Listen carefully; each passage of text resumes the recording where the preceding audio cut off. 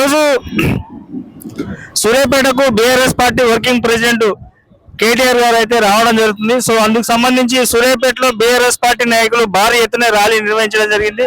So అందులో భాగంగానే సూర్యాపేట జిల్లా గ్రంథాలయ మాజీ చైర్మన్ నిమ్మల శ్రీనివాస్ గౌడ్ గారు మనతో పాటు ఉన్నారు.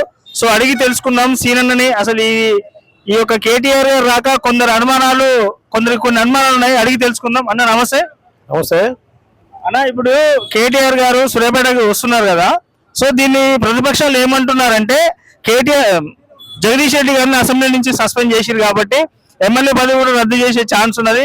సో సూర్యాపేటలో ఉప ఎన్నికలు వచ్చే ఛాన్స్ ఉంది కాబట్టి కేటీఆర్ గారు వస్తున్నారు అని చెప్పి అంటున్నారు. అన్న దీనిపైన మీ అభిప్రాయం? ప్రతిపక్షాలు తప్పుడు ఆరోపణలు. సిల్వర్ జూబ్లీ సంబంధించినటువంటి ప్రోగ్రాం ఏదైతే 25 సంవత్సరాలు పూర్తి చేసుకునే సందర్భంగా ఏప్రిల్ 20 జరిగేటటువంటి భారీ బహిరంగ సభకు సంబంధించి ఈ కార్యకర్తలని నాయకులని సమన్వయం చేస్తూ వారికి ఒక దిశానిర్దేశాన్ని ఇచ్చే విధంగా ఈరోజు కేటీఆర్ గారు బీఆర్ఎస్ పార్టీ వర్కింగ్ ప్రెసిడెంట్ రావడం జరుగుతూ ఉంది. అది సూర్యాపేట నుంచే ఉద్యమాల గడ్డ, ఇది పోరాటాల గడ్డ. తెలంగాణ కోసం కావచ్చు, తెలంగాణ సాయుధ పోరాటం కోసం కూడా ఈ తెలంగాణ గడ్డ సూర్యాపేట నుంచే ప్రారంభమైనవి. మరి ఇక్కడి నుంచే మళ్ళీ ఒకసారి ఈ రేవంత్ రెడ్డి ప్రభుత్వానికి గద్దె దించడానికైనా, రేవంత్ రెడ్డి ప్రభుత్వాన్ని ఎంతవరకు విఫలమైందని చెప్పేందుకైనా సూర్యాపేట వేదికగా ఇలా కేటీఆర్ గారి కార్యకర్తల సమావేశం రావడం జరుగుతూ ఉంది. ఇప్పుడు వాళ్ళకి ఏం చేయలేక, చెప్పింది అమలు చేయలేక, ఒక్క పథకాన్ని కూడా అమలు చేయలేక ఇలా జగదీష్ రెడ్డి గారు లాంటి నాయకుడు అసెంబ్లీలో ఉంటే సమాధానం చెప్పలేటటువంటి దద్దమ్మలు వీళ్ళు ఇలా గొంతు నొక్కే ప్రయత్నం చేసి వారిని సస్పెండ్ చేశారు.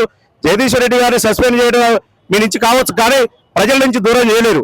ఆయన ఉద్యమాలతో వచ్చినటువంటి వ్యక్తి, తెలంగాణ కోసం పోరాడి తెలంగాణ రాష్ట్రాన్ని సాధించినటువంటి వ్యక్తి, పదవుల కోసం ఎమ్మెల్యే కోసం వచ్చినటువంటి వ్యక్తి కాదు. ఇవాళ వీళ్ళు తప్పుడు ఆరోపణలు చేస్తూ ఏదో పూట గడుపుకోవడానికి ఇలా జగదీష్ రెడ్డి గారి మీద సస్పెన్షన్ చేసినాం, రద్దు చేస్తాం అని చెప్పేసి ఏదో వాళ్ళు కలలు కంటా ఉన్నారు. ఒకటే చెప్తా ఉన్నాం, దేనికైనా జగదీష్ రెడ్డి గారికి పదవులు ముఖ్యం కాదు, దేనికైనా సిద్ధం. ప్రజల పక్షాన్ని నిలబడి మీ యొక్క మెడలు వంచి మీరు ఇచ్చిన హామీలు నెరవేర్చే వరకు కూడా మీ ఎంటాడుతాడు. మీకు అసెంబ్లీ వేదిక కాకుంటే ప్రజాక్షేత్రంలో పోతాడు. ఇవాళ ప్రతి ఊర్లో తిరిగి, ప్రతి వాడలో తిరిగి, ప్రతి తండాల్లో తిరిగి ఎండిపోతున్నటువంటి పంట పొలాలని వేలాది ఎకరాలు ఎండిపోతా ఉంది. ఆ ఎండిపోయినటువంటి రైతులను ఓదార్చే క్రమంలో ప్రతి గ్రామాల్లో తిరిగితే ఏడ జగదీష్ రెడ్డికి ఇలా ఎస్ఆర్ఎస్పీ ఏమడుతుందో, జగదీష్ రెడ్డి గారు ఏడ మమ్మల్ని ఒత్తిడి తెచ్చి మా యొక్క మెడలు వస్తున్నారని చెప్పి భయపడి ఇలా సస్పెన్షన్ చేసినావు. ఈ సస్పెన్షన్ భయపడే లేదు, ఈ రద్దయ్యే ముచ్చడే లేదు, సస్పెన్షన్ ఈ సెషన్ వరకు అని చెప్పి స్పీకర్ చెప్పడం జరిగింది. ఇవాళ కొంతమంది కళ్ళు కంటా ఉన్నారు. కళ్ళు కానీ దేనికైనా సిద్ధం, ఏదైనా ఎదుర్కొంటకైనా సిద్ధం. జగదీష్ రెడ్డి గారు ప్రజాశక్తిలో తెలుసుకుంటారు. మిమ్మల్ని ఖచ్చితంగా మెడలు వస్తాం. మీ యొక్క రేవంత్ రెడ్డి చేసినటువంటి ఈ పరిపాలన ప్రజలకు వివరిస్తాం. ఇవాళ కేటీఆర్ గారు కూడా ఇక్కడ సూర్యాపేట నుంచే మరొకసారి శంకరావు చూస్తా ఉన్నారు.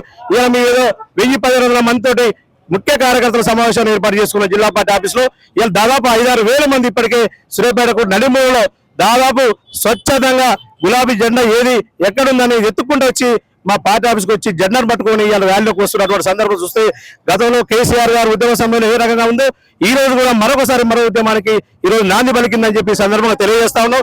రాష్ట్రంలో ఫస్ట్ జిల్లాగా సూర్యాపేట జిల్లాలో జగదీష్ రెడ్డి గారి నాయకత్వంలో, జగదీష్ రెడ్డి ఉద్యమ నాయకుడి నాయకత్వంలో ఈ రోజు సూర్యాపేట జిల్లా కేంద్రంలో ఈ యొక్క భారీ ర్యాలీ నడుస్తుంది.